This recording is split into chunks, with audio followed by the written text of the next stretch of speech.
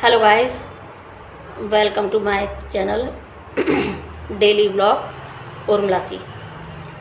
Daily blog उर्मिलासी channel पर आप सभी लोगों का स्वागत है। आज है 1 सितंबर 2024 और आज का टाइम हो रहा है 4:30 यानी कि 4:30, क्योंकि आज संडे का दिन है। तो आज हर काम लेट, तो उसी वजह से मेरा वीडियो शूट करना भी लेट है। नहीं तो मैं 12 साढ़े 12 बजे के लगभग शूट कर लेती हूँ। हालांकि अपलोड शाम को करती हूँ। तो आज संडे का दिन है तो बहुत बिजी वाला दिन हो जाता है। लेट खाना पीना, लेट सभी काम, तो उस हिसाब से तो मैंने आप लोगों को कल बताया था अपने बारे में, जो मैं यानी कि रूटीन, अपना दिन का रूटीन। अब मैं बताती हूँ आप लोगों को अपना कि मैं कहाँ से हूँ, कहाँ, यानी कि सीधे चलती हूँ मैं आज से 45 साल पीछे। 45 साल पीछे इसलिए जाना हो रहा है क्योंकि उस वक्त मेरी ज़िंदगी में बहुत बड़ा उलटफेर हुआ था। उलटफेर का मतलब, मेरी एज थी उस वक्त, मैं एज नहीं बताऊंगी, सॉरी हाँ, तो आज से 45 साल पहले मेरे फादर की डेथ हो गई थी।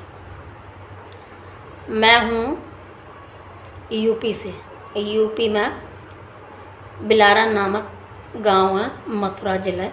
अभी इस वक्त तो खैर सादाबाद ज़िला है, तो वहाँ से मैं बिलोंग करती हूँ। यहाँ वहाँ मेरा मतलब बर्थ हुआ था, जन्म हुआ था। जॉइंट फैमिली थी। मेरे बाबा जमींदार थे और मेरे ताऊ 40 गांवों के सरपंच थे। सरपंच अमर सिंह, ग्राम बिलारा। तो इस तरीके से हमारा बचपन, यानी जॉइंट फैमिली थी। और सरपंच थे ताऊ जी सरपंच थे, तो सारे दिन मीटिंग होती रहती थी, यानी कि अपने घर के हॉल में या चबूतरे पर मीटिंग होती थी, बैठी जाती थी। तो हम देखते थे उनको। तो मेरा जन्म गांव में हुआ, बिलारा नामक गांव था वहाँ। तो छोटी सी ही उम्र में मेरे फादर की डेथ हो गई। मेरे फादर की डेथ की वजह ये थी कि कहीं पैरों में चोट लग गई थी। चोट का क्या, जो गांव में ट्रैक्टर होते हैं ना, ट्रैक्टर और ठेली कहते हैं, जो सामान लाने और ले जाने के काम आता है, ट्रैक्टर ठेली। तो वो लेके आ रहे थे, तो बीच में नदी पड़ती है। नदी को हम लोग गांव में बम्बा बोलते थे। तो बम्बा बोलते थे, तो बम्बा से निकलकर उनको आना था अपने घर। तो वहाँ से फिर बम्बे से होके, यानी कि नदी जो थी हमारी भाषा में, यानी कि अब की भाषा में नदी थी, उसमें से निकल के आ रहे थे। बम्बा और नदी में वैसे फ़र्क होता है। बम्बा होता है बहुत चौड़ा और गहरा और मतलब ज़्यादा, और नदी होती है एकदम चौड़ी। तो ऐसा कुछ था। तो इस तरीके से था। तो वहाँ से निकल के आना था ठेली और ट्रैक्टर के द्वारा। तो ट्रैक्टर चला रहे थे, तो वो ट्रैक्टर ठेली सहित पलट गया। तो फादर की पैर में चोट आई, और चोट आने के कारण फिर वो ऐसी चोट लगी, मतलब सूज गए पैर। और एक पेट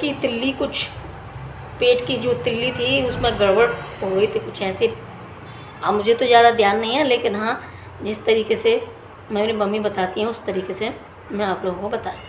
तो उसमें प्रॉब्लम हो गई थी, तो पैर सूज गए थे, स्वेलिंग आ गई थी और तिल्ली फट गई थी पेट की। तो उस वजह से मेरे फादर की डेथ हो गई थी। तो मैं बहुत छोटी थी, तो मुझे नहीं पता था कि क्या हो रहा है क्या नहीं हो रहा। लेकिन मुझे इतना ज़रूर याद है कि जो कुछ भी होता है मतलब कुछ ज़्यादा दिमाग पर गहरा असर डालने वाला, तो वो मुझे याद है। हालांकि मैं बहुत छोटी थी, लेकिन वो चीज़ मुझे अभी तक याद है। मैं आपको ये बात शेयर कर रही हूँ। मुझे नहीं पता कि शेयर करनी चाहिए कि नहीं करनी चाहिए, लेकिन मुझे जो फील था, जो मेरे मन में है, मैं वो आप लोगों को बता रही हूँ। मेरे फादर की डेथ हुई थी, फादर वहीं ज़मीन पर रखे हुए थे और मुझे नहीं पता था कि क्या हो रहा है क्या नहीं हो रहा, क्योंकि मैं बहुत छोटी थी। मेरे से छोटा एक भाई भी था, वो गोदी में था, मैं थोड़ा चल फिर सकती थी, इतना फ़र्क था अपन भाई बहनों में। और वो भी रो रहा था, मैं देख रही थी। मेरी मम्मी भी इतनी मतलब पागल हो गई थी, मतलब मेंटलिटीज़ बहुत ज़्यादा वो हो गई थी, क्योंकि हमारा मतलब फादर थे, उनके हस्बैंड थे, तो आप सोच सकते हैं कि कितना वो हुआ। तो मैं सामने खड़ी थी, बीच में फादर की डेड बॉडी रखी थी और मम्मी आगे मतलब वहाँ उनको लेडीज़ पकड़ी हुई थी, क्योंकि होश नहीं था, बार बार बेहोश हो रही थी। तो जब भी उनको होश आता था तो वो मेरे को एक ही बात बोलती थी कि उर्मिला, तू अपने पापा को बुला। तो उस वक्त मुझे कोई होश नहीं था, लेकिन आज मुझे होश आता है।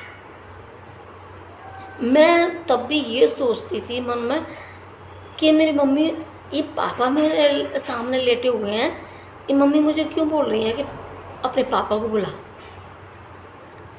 लेके आ, पकड़ के ला। और ये कहते ही बेहोश हो जाती थी, उनको लेडीज़ें संभाल रही थी। लेकिन मुझे इतना होश नहीं था, इतना मतलब छोटी थी कि ये मेरी मम्मी क्या बोल रही हैं, क्यों बोल रही हैं, पापा तो ये सो रहे हैं। तो उस वक्त मेरे फादर की डेथ हो गई थी, जब मैं कुछ नहीं जानती थी। वो मेरे दिमाग पर असर इतना पड़ा कि मैं आज भी सोचती हूँ तो एकदम सिहर जाती हूँ। तो मेरे फादर नहीं है। और उसके बाद हमारा घर, जिसको कहते हैं, बिल्कुल ऐसे समझिए कि तहस नहस हो गया। गांव में तो आप लोग जानते हो कि गांव का माहौल कैसा होता है। मेरी मम्मी थी, मेरी मम्मी के फादर सीआईडी इंस्पेक्टर थे, जो दिल्ली में काम करते थे।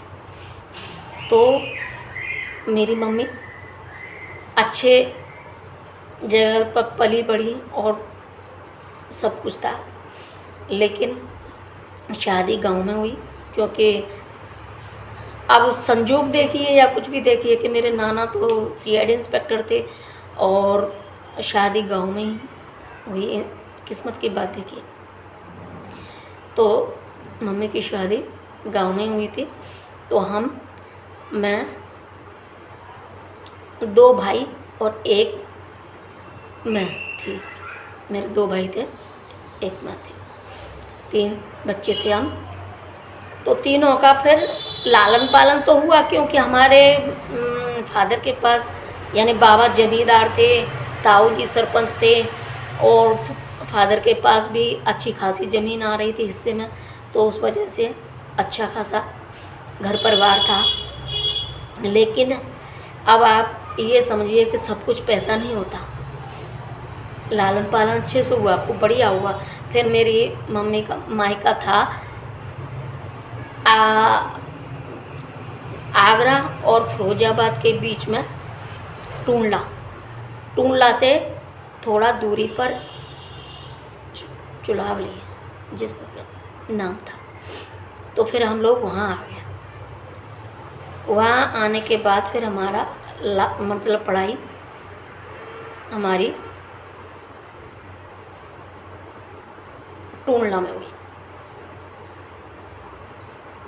तो ये जो आज मैं वाक़या आप लोगों को बता रही मेरे फादर का, बचपन में कहते हैं कि बचपन में कुछ भी हो जाए होश नहीं रहता बच्चे को, और ना ही ज़्यादा असर पड़ता है किसी भी बच्चे पर कि क्या हुआ क्या नहीं हुआ। उसी तरीके से मेरे ऊपर भी कोई पता नहीं था मुझे कि क्या हुआ क्या नहीं हुआ, लेकिन उस सीन को आज भी मैं सोचती हूँ तो मुझे पता नहीं क्यों अपनी मम्मी के लिए बहुत मतलब मन में बहुत वो आता है। खैर, समय की बात है, जो होना है वो होके रहता है। और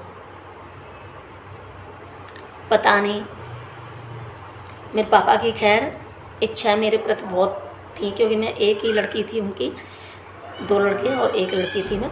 तो मेरे लिए बड़े नए नए सपने देखते थे, बड़े बड़े सपने देखते थे कि मैं, और ये जो मेरा नाम उर्मिला, मेरा नाम तो राशि के हिसाब से सैनी था, सा से निकला था। तो मेरे पापा ने ही रखा था, क्योंकि मेरे पापा को ये नाम बहुत अच्छा लगता था, तो मेरे पापा ने ही मेरा नाम उर्मिला रखा था। तो कहते थे बचपन में ही कि जब उर्मिला की शादी होगी तो मैं ऐसा मैनेजमेंट करूँगा कि लेडीज़ें आएंगी ना, गीत होते थे जो गीतों में लेडीज़ें आएंगी, एक गेट से घुसेंगी, उस गेट से घुसेंगी और इस गेट से निकलेंगी, और मैं उनको ये दे दे के भेजूँगा। तो बहुत लाडली थी मैं पापा की। तो पापा मेरे लिए हर चीज़ का, यानी कि हालांकि इतनी लाडली मैं मम्मी की नहीं थी। अगर मैं किसी चीज़ की जिद करती थी तो मम्मी कहती थी चल, अरे चल छोड़, चल तू ये कर वो कर। लेकिन पापा देखते थे तो कहते थे। एक बार मुझे याद है, मुझे गांव की आइसक्रीम बेचने वाले आते हैं ना, बर्फ़ बोलते थे उस वक्त, तो वो बेचने आता था। तो वो एक साइकिल पे आता था, साइकिल होती थी, उसके पास एक मटका सा होता था, उसमें आइसक्रीम होती थी, और पीपल का पत्ता होता था, पता नहीं किस चीज़ का पत्ता होता था, बड़ का पत्ता होता था, उस पर काट काट के वो देता था। तो उसके लिए मैं एक बार जिद कर रही थी, मुझे नहीं पता, मम्मी बताती हैं, इतना मुझे होश नहीं है, क्योंकि फादर की डेथ हुई तभी होश नहीं था, तो उससे पहले का क्या होश रहेगा। तो मैं जिद कर रही थी कि नहीं मुझे खानी है, लेनी है। तो मम्मी ने तो बोल दिया, क्योंकि काम कर रही थी तो उसमें बोल दिया कि चल मैं नहीं दे रही, कुछ नहीं कर रही, तू जा, ऐसे करके बोल दिया। लेकिन पापा देख रहे थे, तो पापा ने मुझे पकड़ के ले गए। और पहले क्या था, सही बताऊं, ओरिजिनल बात है, मैं कोई इधर उधर कुछ मिक्सिंग नहीं कर रही हूँ, और कुछ यूँ नहीं कर रही हूँ कि देखने वाले क्या कहेंगे।